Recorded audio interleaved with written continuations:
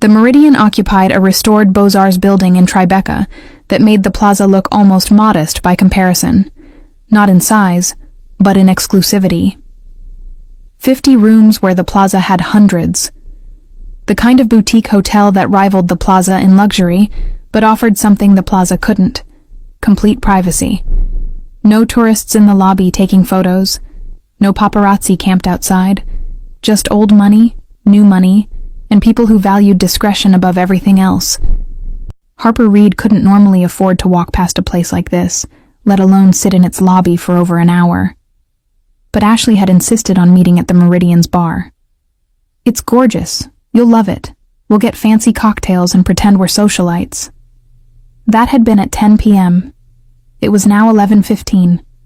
Harper sat on a velvet chair that probably cost more than her monthly rent, checking her phone for what felt like the 1,000th time. Her heels hurt. Her dark blonde hair, carefully curled into waves that had taken an hour, was starting to fall. Her makeup was still perfect, but it wouldn't stay that way much longer in the lobby's warm lighting. Ashley's last text, sent 30 minutes ago. "5 minutes away, I promise." The text before that, sent 45 minutes ago. "OMG, traffic is insane, be there soon." The text before that, "Running just a bit late, order us drinks." Harper looked at her reflection in one of the lobby's ornate mirrors. She'd worn her good dress, the emerald green one that made her blue-gray eyes stand out, expensive heels that were murdering her feet. She'd even done the smoky eye thing that always took 3 YouTube tutorials to get right. All for a girls' night that apparently wasn't happening. Her phone buzzed. "Ashley. Okay, for real, this time stuck on canal, but moving now. 10 min tops." Harper closed her eyes, took a breath. This was the 5th time this month. The 5th time Ashley had been late, made excuses, promised she was almost there. The 5th time, Harper had sat somewhere looking stupid, checking her phone, making excuses to staff who looked at her with pity. And every time, Harper forgave her. Because they'd been friends since college. Because Ashley had been there when Harper's mom died. Because friendship meant being patient, right? But tonight, sitting in a lobby that screamed wealth she didn't have, wearing heels that hurt and makeup that was wasting, Harper felt something shift. She was tired. Tired of waiting. Tired of understanding. Tired of being the friend who always adjusted, always accommodated, always said, "It's fine," when it wasn't fine. The bartender from the hotel bar appeared. Young guy, sympathetic smile. "Miss, we're closing the bar in 15 minutes. Would you like me to get you anything before we close? On the house?" Translation: "Your friend isn't coming and we feel bad for you." "No, thank you," Harper said with as much dignity as she could manage. "I'll just wait a bit longer." He nodded and disappeared. Harper wanted to dissolve into the expensive chair. She didn't notice the man watching her from across the lobby. Lorenzo Castellano had insomnia. Had for years. Most nights he was up until 2 or 3 a.m., working or reading or just existing in the quiet hours when the city finally exhaled. Tonight he'd come downstairs at 11 to do a final walkthrough of his hotel before attempting sleep. The Meridian was his. Had been for 5 years. He'd bought it from a family friend who'd wanted to retire, transformed it from a fading landmark into one of Manhattan's most exclusive properties. He lived in the penthouse above it, 2 floors of space that most people would call excessive, but that he'd made into home. At 36, Lorenzo ran his family's operations with the same precision he ran his hotel. The legitimate businesses, the Meridian, 2 restaurants, a wine import company, were spotless. The less legitimate operations were careful, controlled. He had rules, lines he didn't cross, and he protected what was his with absolute dedication. Tonight, doing his walkthrough, he'd noticed the woman in the lobby immediately. Beautiful. That was obvious. But it was more than that. She sat with perfect posture, despite clearly being uncomfortable. Checked her phone with increasing frustration, but but never cried, never made a scene. Just waited with the kind of patience that looked more like stubbornness. "Who is she?" he asked Marcus, his head of security, who'd appeared silently at his shoulder. "Not a registered guest, sir. She arrived at 10 p.m., waiting for someone who hasn't shown. We've been monitoring to make sure she's not a problem. She's been here over an hour? 73 minutes. Lorenzo watched her check her phone again, saw the way her jaw tightened, the way she closed her eyes and took a breath like she was trying not to scream. "Boyfriend?" he asked. "Unknown. But she's alone. And whoever she's waiting for keeps texting excuses." Marcus paused. "Want me to ask her to leave? Bar's closing soon anyway." Lorenzo should say yes, should go upstairs, get the 4 hours of sleep his body desperately needed. Let the beautiful, frustrated woman wait for whoever was making her sit in his lobby looking increasingly miserable. Instead, he heard himself say, "Bring her upstairs." Marcus turned to look at him. "Sir?" "To the penthouse. Tell her I'd like to offer her a drink. Make it clear she can decline. Be professional. But bring her to me. You want me to bring a stranger to your private residence. I want you to extend an invitation to a woman who's been stood up by someone who doesn't deserve her time." Lorenzo met Marcus's eyes. "She can say no, but ask." Marcus studied his face for a moment, then nodded. "Yes, sir." Lorenzo headed to the private elevator. This was insane. He didn't do things like this. Didn't invite random women to his home. Maintained boundaries between his personal life and his hotel. Had rules about mixing business with pleasure. But something about the way she sat there, beautiful and frustrated, and refusing to leave despite clear abandonment, compelled him. He wanted to meet her. Harper was composing a text to Ashley when the security guard approached. Tall guy, professional suit, the kind of presence that said, "I handle problems." "Excuse me, miss." She looked up. "Yes? I apologize for disturbing you, but Mr. Castellano, the owner of the Meridian, noticed you've been waiting for quite some time. He'd like to extend an invitation." Harper blinked. "An invitation?" "To join him for a drink, upstairs, in his private residence, the penthouse suite." Marcus kept his expression neutral, professional. "I want to be very clear. This is an invitation, not a requirement. You're welcome to decline. There's no pressure. But Mr. Castellano thought you might prefer company to waiting alone." Harper's brain short-circuited. "The owner wants me to come to his room?" "His residence, yes. Mr. Castellano lives in the penthouse above the hotel. He owns the Meridian." Marcus pulled out a business card, handed it to her. "This is his information. You can verify with the front desk if you'd like. I'll wait here while you decide." Harper looked at the card. Lorenzo Castellano, owner, the Meridian, a phone number, an email address. This was insane. A stranger, the hotel owner, wanted her to come upstairs, to his penthouse, for a drink. Every alarm bell her mother had ever installed screamed at her to say no, to leave, to get an Uber and go home and forget this entire embarrassing night. But then her phone buzzed. Ashley. "OMG, I'm so sorry traffic is literally not moving. Can we rain check?" "So sorry, babe, I'll make it up to you." Harper stared at the text. The 5th cancellation this month. The 100th excuse this year. The endless cycle of Ashley being late, or canceling, or forgetting plans, and Harper just accepting it. She looked at Marcus. "This Mr. Castellano, he's the actual owner?" "Yes, ma'am, 5 years, lives on property, very hands-on management. And he wants me to come upstairs. He'd like to offer you a drink and conversation, in his private residence, which, again, you're absolutely free to decline." Harper looked at her phone, at Ashley's text, at the lobby that she'd been sitting in for over an hour like an idiot. Fuck it. Okay, she said, standing. I'll go. If Marcus was surprised, he didn't show it. Excellent. This way, please.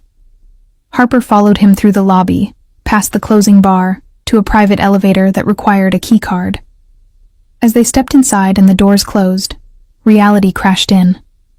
What the hell was she doing? She was getting in an elevator with a security guard to go to a stranger's room, a man she'd never seen, who owned the hotel, but could be anyone. Could be 80 years old, could be married, could be a predator who collected women from lobbies. The elevator began to ascend. Harper watched the floor numbers climb, checked her reflection in the mirrored walls. This was insane. Excuse me, she said. This Mr. Castellano.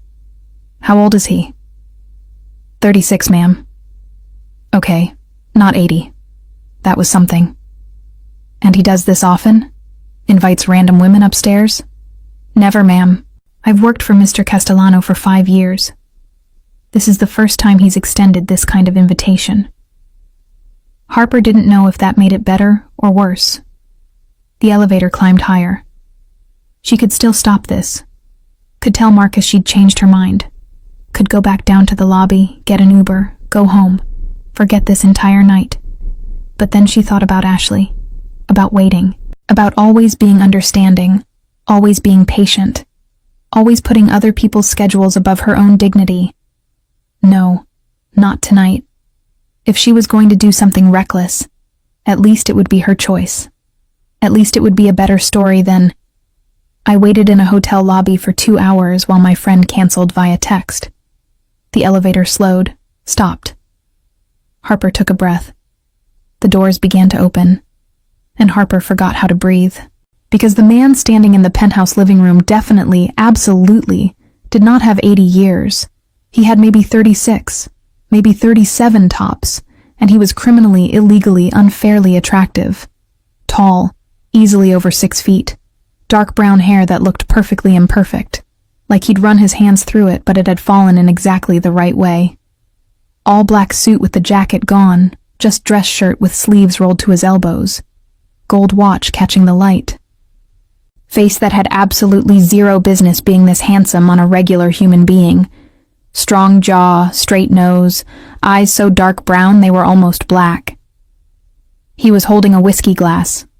Smiled slightly when he saw her. Not predatory, more amused. Like he knew exactly what she'd been thinking in the elevator. You came. His voice was deep with a hint of an accent underneath. Italian, maybe. I wasn't sure you would. Harper found her voice with difficulty. Neither was I. Definitely not 80. More like illegally hot. Should that be a crime? It felt like it should be a crime. Lorenzo gestured to the living room behind him. Floor-to-ceiling windows showing Manhattan glittering like scattered diamonds. Modern furniture mixed with what looked like actual antiques. Art on the walls that Harper recognized from museums. A space that was clearly expensive, but also clearly lived in.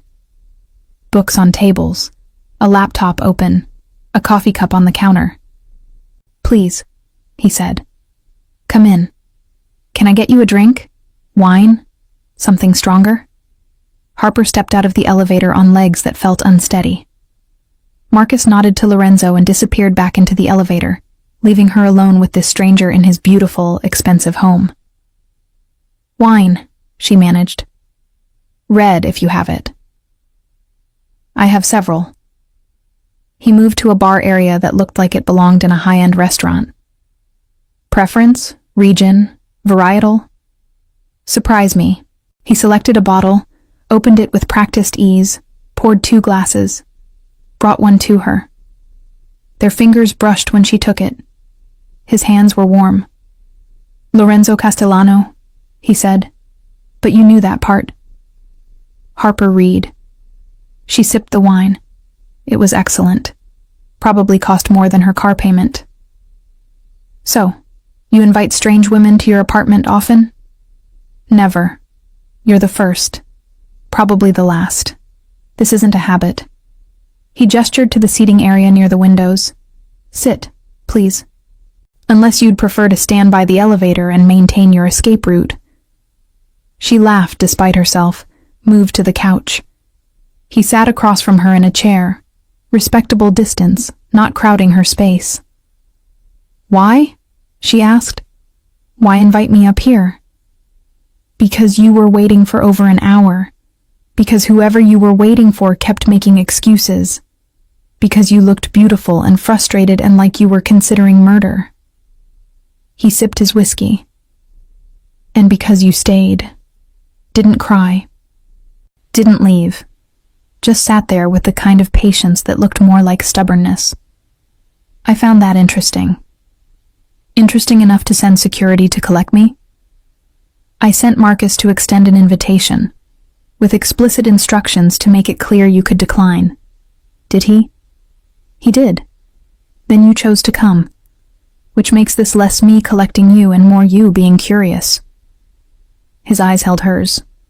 So, are you? Curious? Yes. God, yes. But Harper wasn't going to say that out loud. About why a hotel owner spends his Friday night watching the lobby, she countered. Insomnia. I don't sleep well. I walk the property before attempting rest. Tonight I walked past and saw you, and decided sleep could wait. He leaned back in his chair. Your turn. Who are you waiting for? Friend. Who's chronically late? I'm chronically forgiving. Harper sipped her wine. Tonight I decided to stop. Good. People who waste your time don't deserve it. They talked. About small things at first. Why she'd been at the Meridian. What had brought her to New York. How long Ashley had been making her wait for things. Then bigger things. Her work as a marketing consultant. His ownership of the hotel. Why he lived above his business.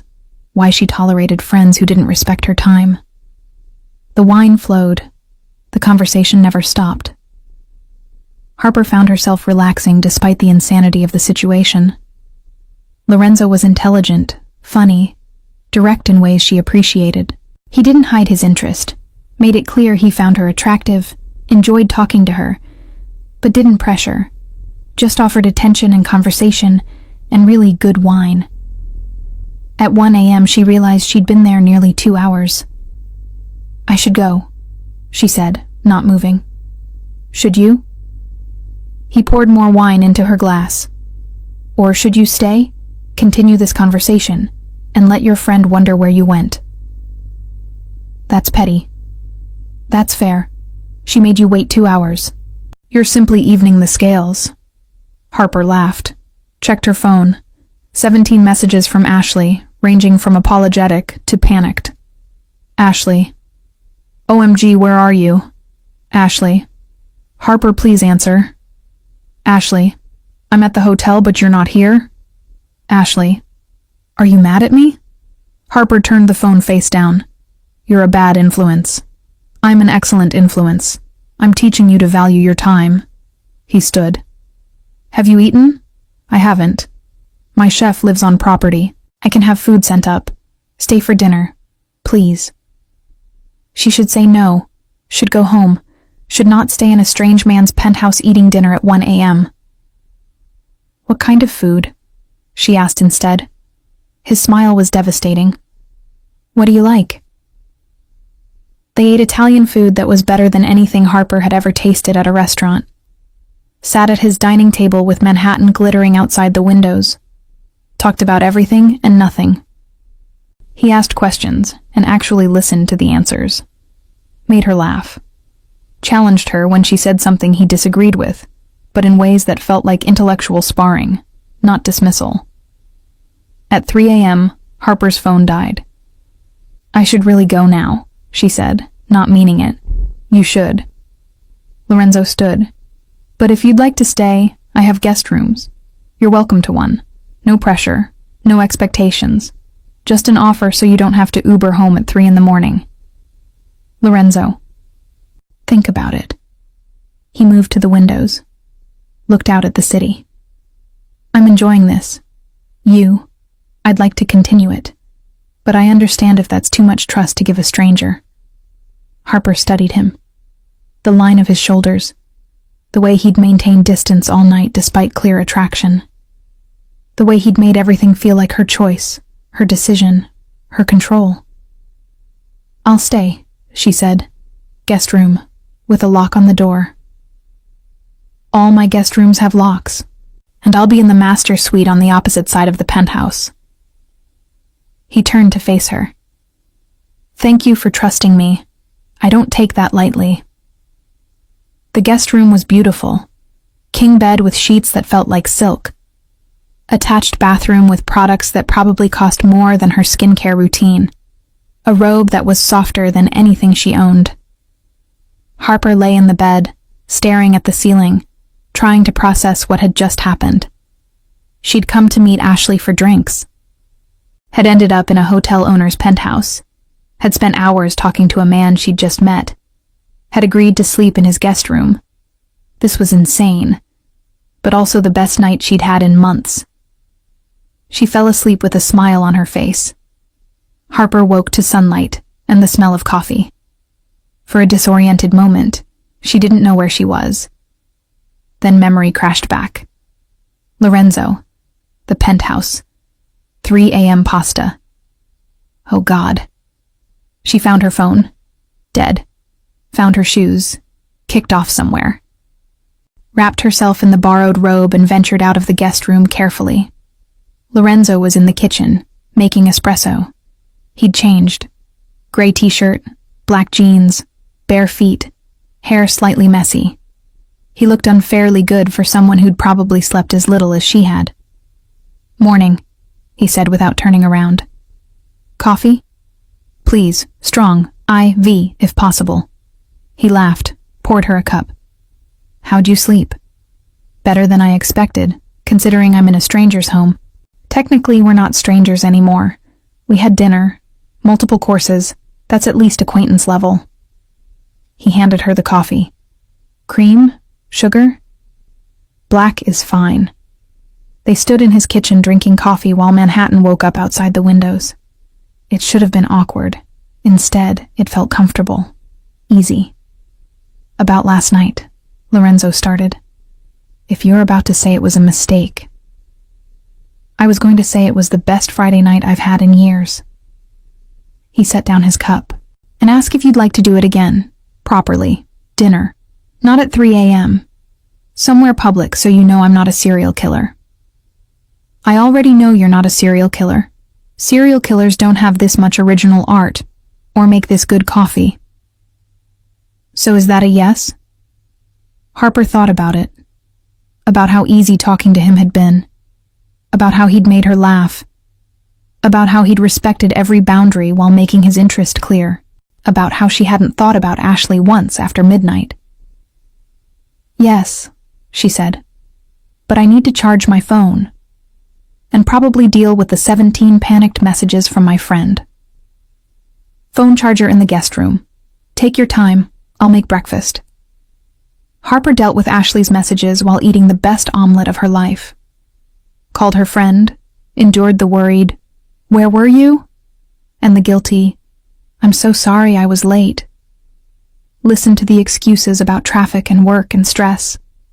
"It's fine," Harper said automatically, then stopped. "Actually, no, it's not fine. Ash, you were 2 hours late. You've been late or canceled 5 times this month. I love you, but I'm tired of waiting. Can we please work on this?" Silence on the other end. Then, "You're right. I'm sorry. Actually sorry. Not just saying it. I'll do better. I promise." "Thank you. That means a lot." After, Lorenzo drove her home to her apartment in the West Village. Walked her to her door like a gentleman. "Dinner tomorrow?" he asked. 7 p.m. I'll pick you up." "You don't know if I'm free tomorrow." "Are you?" "Yes." "Then 7 p.m. He smiled. "Thank you for last night, for trusting me, for being the most interesting conversation I've had in months. Thank you for rescuing me from lobby limbo." He leaned in, kissed her cheek, soft, respectful, leaving her wanting more. "Tomorrow, Harper Reed, Wear something nice. I'm taking you somewhere special." He left before she could respond. Harper went inside, collapsed on her couch, and tried to process. She'd just spent the night with a hotel owner who was obscenely attractive, clearly wealthy, and apparently interested in her. This was either the beginning of something amazing or the beginning of a catastrophically bad decision. She decided she didn't care which. Lorenzo took her to his restaurant in Midtown. Italian, naturally. 2 Michelin stars. Impossible reservations. He owned it, so they walked past the line and got the best table. Corner booth with privacy and ambiance. "You own this too?" Harper asked, studying the menu. 3 restaurants, the Meridian, some import-export businesses. I'm Sicilian. We collect enterprises. He waved away the menu. "Trust me to order?" "Should I?" "If you don't like it, you can order something else. But I think I have good instincts about what you'll enjoy." He did. Every course was perfect. They talked through dinner about her work, marketing campaigns she was proud of, difficult clients, the freelance life, about his hotels, how he'd bought the Meridian, transformed it, loved the work of hospitality, about his family. Sicilian, big, loud, traditional. My mother still thinks I should be married with 6 children by now. "And you're not because?" "Because I'm busy, and because I haven't met someone who understood my world. What I do. Who I am." He reached across the table, took her hand. "Until maybe now." The chemistry was undeniable. Every touch, every glance, every word loaded with attraction. When dinner ended, Lorenzo walked her to his car. "Your place or mine?" he asked. Harper's heart hammered. "Is that presumptuous?" "Extremely. But I've been thinking about kissing you since you walked out of that elevator looking at me like you couldn't believe I wasn't 80 years old." She laughed. "I wasn't thinking that. You absolutely were. You expected an octogenarian in a silk robe. Instead, you got me. Disappointing?" "Definitely not disappointing." "Good." He moved closer. "So, your place or mine?" "Mine," she decided. "And for the record, I was absolutely thinking you'd be 80. He kissed her then, right there on the street with Manhattan moving around them. Soft at first, testing, then deeper when she responded, his hands in her hair, her fingers clutching his jacket. Both of them breathless when they finally pulled apart.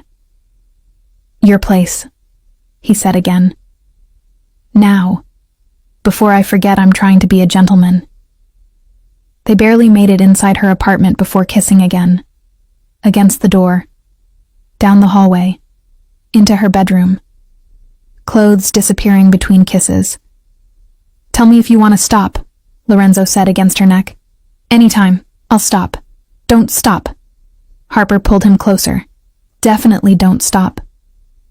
They made love with Manhattan glittering outside her windows. He was attentive and intense, learning what made her gasp, what made her moan. When they finally came together, it felt inevitable. Perfect. After, lying tangled in sheets with her head on his chest, Harper said, "So, that happened. That definitely happened." He kissed her hair. "And I'd very much like it to happen again." "Now?" "Eventually. First, I need approximately 10 minutes to remember how my body works." She laughed. "You're staying?" "If you want me to." "I want you to." They fell asleep, wrapped around each other. And when Harper woke in the morning to find Lorenzo still there, making coffee in her kitchen in just his boxer briefs, she realized this was definitely not a one-night thing. This was the beginning of something real. Over the next 2 months, Harper and Lorenzo fell into a relationship that felt both fast and inevitable. They saw each other constantly, dinners at his restaurants, nights at her apartment, lazy Sundays in his penthouse. The chemistry never faded. If anything, it intensified. She learned more about him, the insomnia that kept him up most nights, his love of architecture and art, how he'd taken over his family's businesses at 25 when his father died, the responsibility he felt for his employees, his family, his legacy. And gradually, she learned about the other businesses, the ones he'd been vague about initially. The first time she saw that side of him was unexpected. They'd been together 6 weeks. Harper had stayed over at the penthouse, was supposed to leave early for a client meeting. But the meeting canceled, and she decided to surprise Lorenzo with breakfast. She was in the kitchen when she heard voices from his office. The door was slightly open. She wasn't trying to eavesdrop, but the tone made her pause. Lorenzo's voice, cold in a way she'd never heard. "I was very clear about the terms. You agreed. Now you're trying to renegotiate. That's not how this works." A man's voice, nervous. "Mr. Castellano, please. I need more time. The payments are too high. My business can't sustain. Your business is operating in my territory, under my protection. You pay for that protection. Those were the terms. But I can't." "Then you close your business, or you find a way. Because if you're 3 months behind on payments, you're telling me my protection has no value, and I don't allow that message to spread. I'm not trying to. You have 1 week, full payment, or I pull protection and let whoever wants to move into your space do exactly that. Are we clear?" Silence. Then, "Yes, sir, crystal clear." "Good. Marcus will see you out."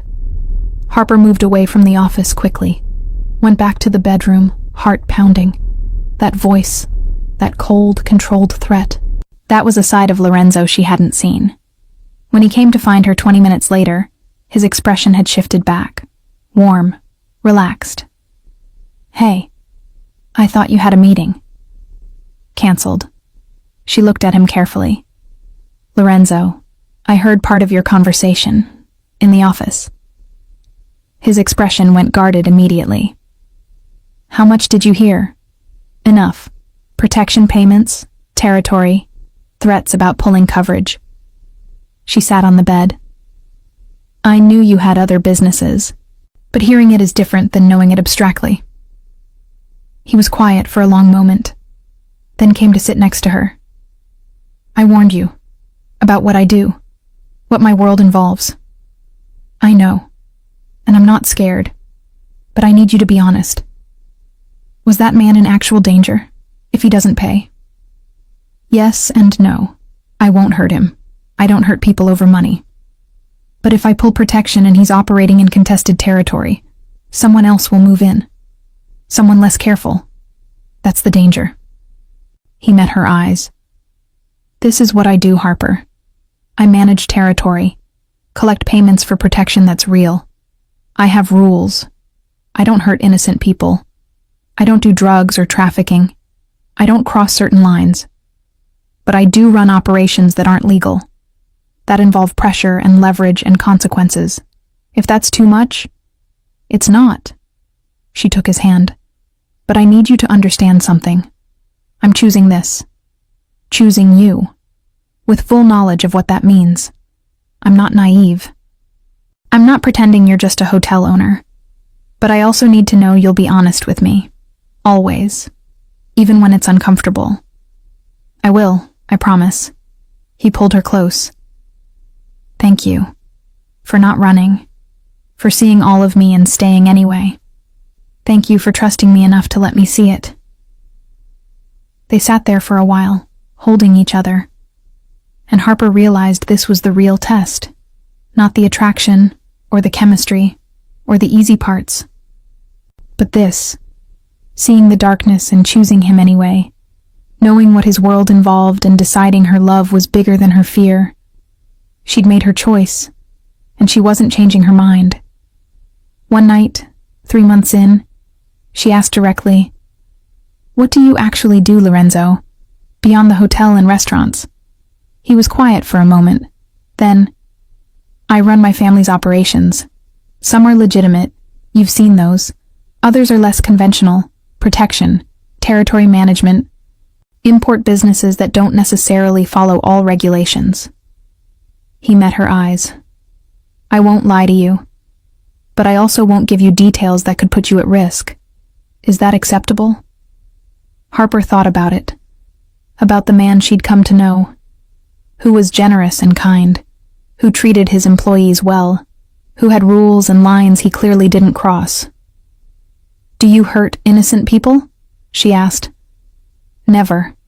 I have strict rules about that. Are you honest with me? Always. Then yes. That's acceptable. I don't need the details. I just needed to know you'd tell me the truth. He pulled her close. You're remarkable. You know that. I'm pragmatic, and I'm falling for you. So I needed to know what I was getting into. And now that you know, I'm still falling. He kissed her then, deep and grateful and intense.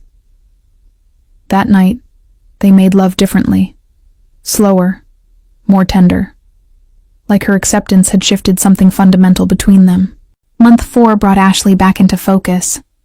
They'd been seeing each other occasionally, coffee, quick lunches. Ashley had genuinely been working on her timing issues, but she'd also been dying to meet Lorenzo. The three of them had dinner at a casual restaurant in the village. Ashley spent the first 30 minutes openly staring at Lorenzo. Okay, she said finally. I need to say this. Harper, I'm sorry I was late that night, because if I hadn't been, you wouldn't have met him. And holy shit, girl. Holy shit. Lorenzo laughed. I'm right here. I know, you're gorgeous. Like, illegally hot. Are you actually real? Can I touch you to make sure? Ashley, Harper said, mortified. What? I'm just saying what we're all thinking. You look like you walked out of an Italian fashion magazine. Do you have brothers? Cousins? Literally any male relatives who look like you? Several brothers, all taken or too young. Sorry. Tragic. Ashley sipped her wine. Okay, real talk. What are your intentions toward my best friend? Ashley. It's fine, Lorenzo said. He looked at Ashley directly. My intentions are to keep seeing her as long as she'll have me, to treat her well, to be the kind of man who deserves her time, which her previous friends apparently weren't great at respecting. Oh, he's calling me out. Ashley looked at Harper. I like him. He's honest and hot, mostly hot. Can I touch his bicep? Just once? No, Harper said. Fine. Ashley shifted gears. But seriously, you're good for her. She's been happier in the last 4 months than I've seen her in years. So thank you. For whatever you're doing, keep doing it. Later, after Ashley left, Lorenzo said, I like your friend. She's chaotic, but she cares about you. She does, in her own way. Harper took his hand. And she's right. I am happier. Because of you. Good. That's the goal. Keep you happy. For as long as you'll let me. Month 5 brought the first real conflict.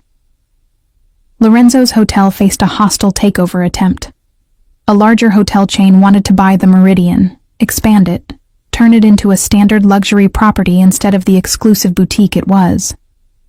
Lorenzo refused. The chain got aggressive, spreading rumors, trying to poach staff, making noise about building code violations that didn't exist.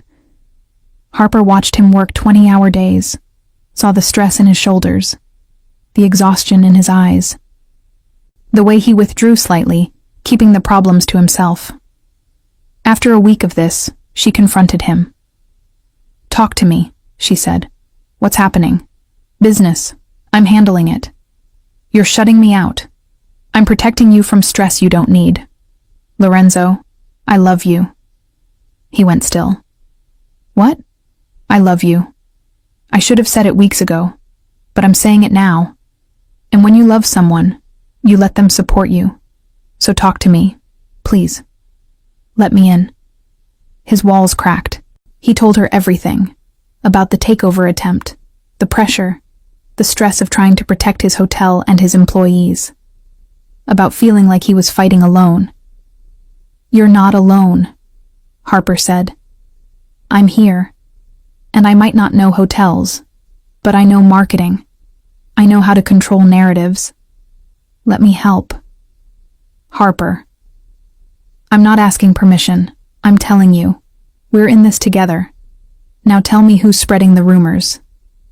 She helped, used her marketing skills to craft counter-narratives, her connections to get positive press, her strategic thinking to outmaneuver the hostile chain. 2 weeks later, the takeover attempt collapsed. The Meridian stayed independent. Lorenzo found her in his penthouse office working on her laptop, pulled her into his arms. "You saved my hotel," he said. "We saved it. Together.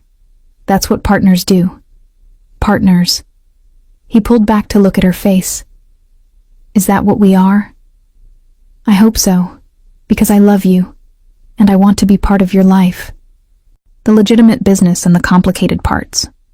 All of it. I love you too." He said it like a confession. "I should have told you sooner, but I was scared of what it meant, of how much I needed you, of losing you if you realized what my world really involves." "You're not losing me. I'm staying, for as long as you'll have me. Forever then." He kissed her. "Because I'm not letting you go. Ever." They made love in his office, desperate and emotional and perfect. And afterward, wrapped in each other, he said, "Move in with me. The penthouse. Make it ours." "Yes." That was fast. "Because I've been waiting for you to ask." She kissed him. "Yes, I'll move in. I'll make the penthouse ours. I'll be your partner in everything." Month 6 brought family. Lorenzo's mother wanted to meet Harper. Sunday dinner at the family home in Brooklyn. Harper was terrified. "Sicilian mothers are intense," Lorenzo warned.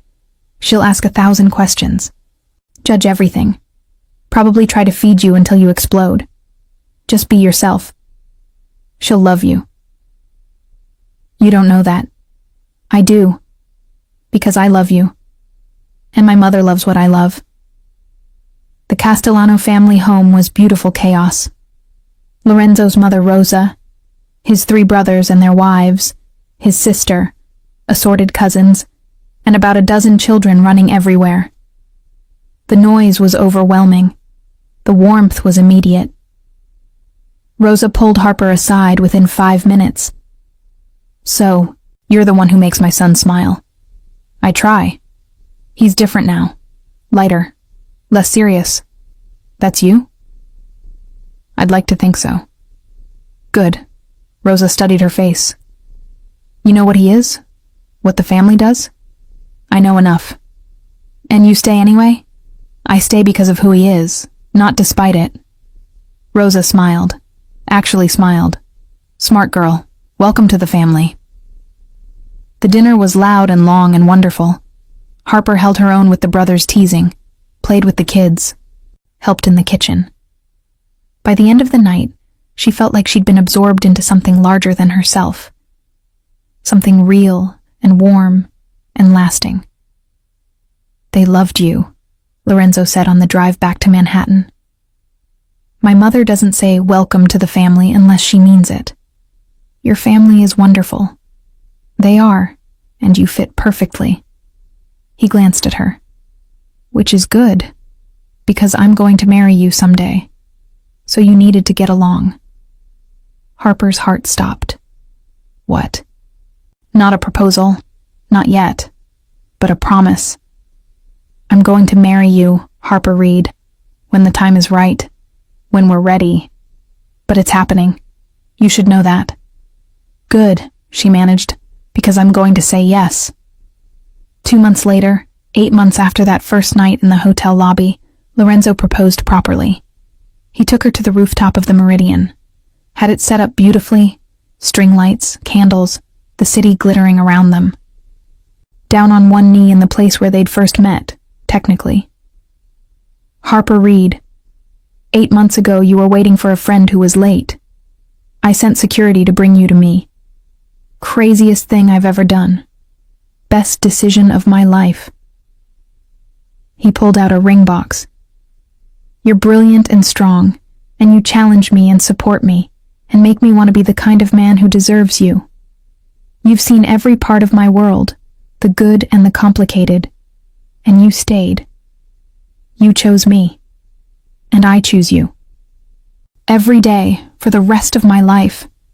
He opened the box, sapphire and diamonds in platinum. "Marry me, be my wife.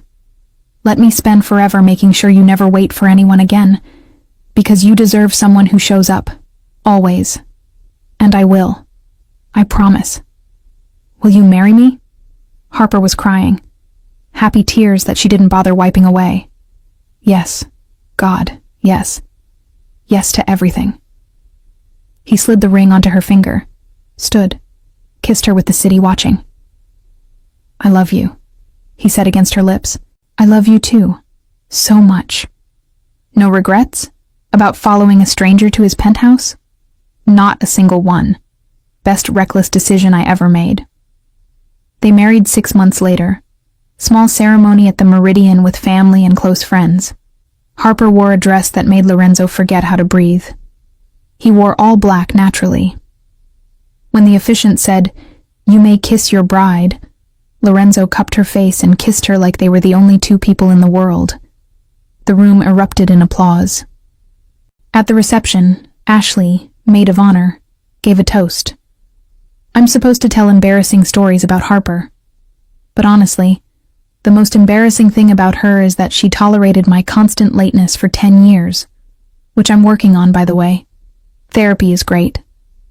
Laughter. But seriously, Harper, you deserve all the happiness. And Lorenzo, you better treat her like the queen she is, or I'll fight you. And I know people. Also, you're terrifying, but I'll try anyway. More laughter. Later, Lorenzo whispered to Harper, "Your friend threatened me at our wedding. I respect that. She loves me, and apparently respects you enough to think you're worthy of threats." High praise. They danced, cut cake, celebrated with everyone they loved. And late in the evening, they snuck away to the penthouse. They're home now, officially. "Hello, wife," Lorenzo said, pulling her close. "Hello, husband.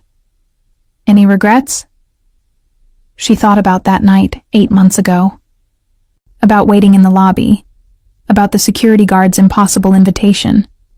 About saying yes to something insane because she was tired of waiting for people who didn't value her time. "None," she said honestly. "You?" "Not one. Best order I ever gave. Bring her to my room." He kissed her. "And you came. Thank God you came." Best decision I ever made, following a stranger to his penthouse. We're not strangers anymore. No, we're partners. We're family. We're forever. Forever, he agreed. Starting now. They made love in their bed with Manhattan glittering outside. Their hotel, their city, their life. Built on a moment of recklessness and trust, and the kind of connection that happens when two people choose each other despite all logic. Years later, when people asked how they met, Harper would smile and say, "I was waiting for a friend who was late. He sent security to bring me to his penthouse. I said yes." And Lorenzo would add, "She thought I'd be 80 years old. I wasn't. The rest is history." Because sometimes the best love stories start with terrible timing, with friends who are late and strangers who send security to collect you, with saying yes to something insane because anything is better than waiting alone. Harper had stopped waiting that night and found something infinitely better. She found home.